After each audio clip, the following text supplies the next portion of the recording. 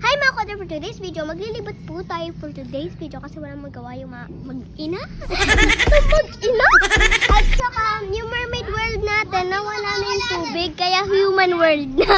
Alam niyo na, si Athena hindi palagi mag-a-absent. Mag-a-absent sa bubong!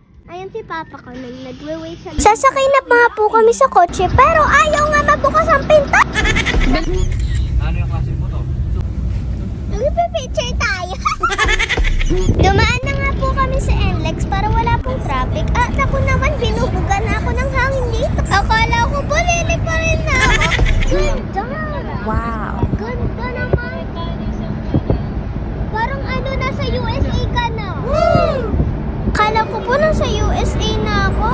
At ayan na nga po, nadaanan na po namin yung Robinson. So, pwede na po tayo umuwi.